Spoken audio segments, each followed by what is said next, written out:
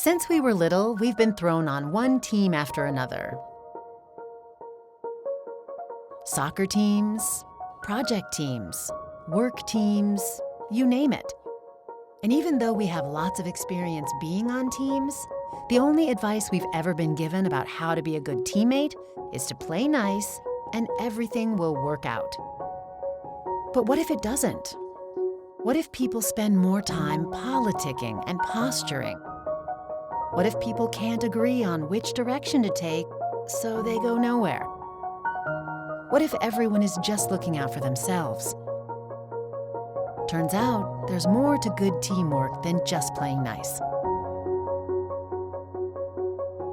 That's where the 5 behaviors of a cohesive team comes in. Based on Patrick Lencioni's New York Times best-selling book, The 5 Dysfunctions of a Team, this simple but powerful model consists of 5 behaviors that people can master to become a better teammate and to start building stronger teams.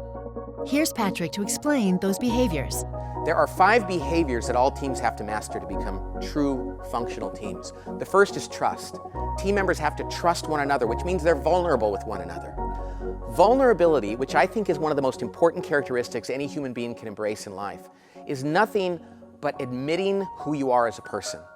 It means they're capable of being completely honest and human with one another. That's important because it enables them to embrace the second behavior, which is conflict. Yes, conflict.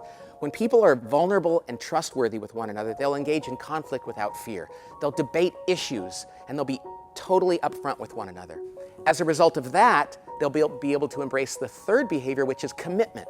They'll commit actively to decisions, and they'll leave the room on the same page, totally committed to follow through on what they've agreed to.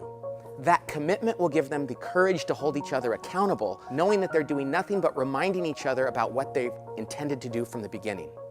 And that accountability will ensure that they get results, that they're focused on the collective results of the team and not their individual needs.